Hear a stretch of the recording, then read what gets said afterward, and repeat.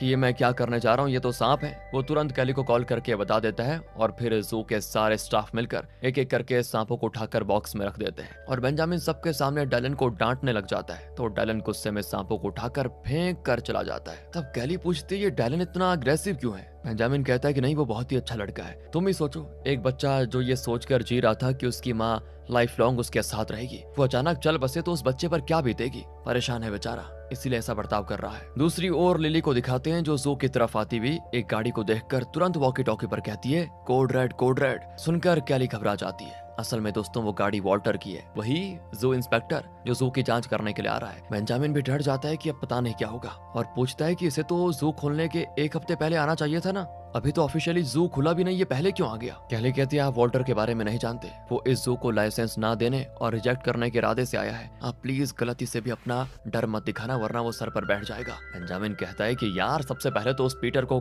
कहीं फेंक कर आओ, कहीं उसने वॉल्टर को देख लिया तो इसका कत्ल भी कर सकता है वो। सभी मिलकर पीटर को एक कमरे में बंद करके रख देते हैं कि प्लीज भाई बाहर मत आना। यहाँ दोस्तों वॉल्टर आ जाता है तो बेंजामिन पहले उसका स्वागत करता है। तो वो जू का कोना कोना चेक करता है, एक छोटी सी गलती मिल जाए बस इसी की फिराक में वो होता है। तो वो शेर और उसके फैंस के बीच का डिस्टेंस नापता है और बताता है ये नॉर्मल स्टैंडर्ड से 7 इंच कम है, इसे तुरंत ठीक करो तुरंत। फिर वो टाइगर के पास जाता है और कहता है कि इसको देखकर लगता है ये बीमार है। बेंजामिन कहता है कि हाँ मैं जानता हूँ कि हमारा टाइगर इस बार बीमार है और मैंने फौरन से स्पेशलिस्ट डॉक्टर को भी बुलाया है, 1-2 दिन में आ जाएंगे, सब ठीक हो जाएगा। वॉल्टर कहता है अरे वाह इतना माल है तुम्हारे पास, खैर अगली बार आऊंगा तो ये टाइगर तंदुरुस्त होना चाहिए, समझे। और वो मेरा जानी दुश्मन पीटर वो कहाँ है, बुलाओ उसको। और वॉल्टर पीटर को दोस्तों इसीलिए पूछ रहा है क्योंकि वो जानता है कि अगर पीटर ने उसे देखा तो वो जरूर उससे लड़ेगा और इसी बहाने वॉल्टर जू का लाइसेंस फिर रिजेक्ट कर देगा। यहाँ अपना पीटर तो दरवाजा वगैरह तोड़कर बाहर निकल आता है कि मैं उस वॉल्टर को जिंदा नहीं छोड़ूंगा, पर खुशकिस्मती से तब तक वॉल्टर जा चुका होता है। अब वॉल्टर ने जो जो खामियां बताई थी उन्हें ठीक करने के लिए इनके पास सिर्फ 1 महीने का वक्त होता है। बेंजामिन पूछता है कि इसमें कितना खर्चा होगा।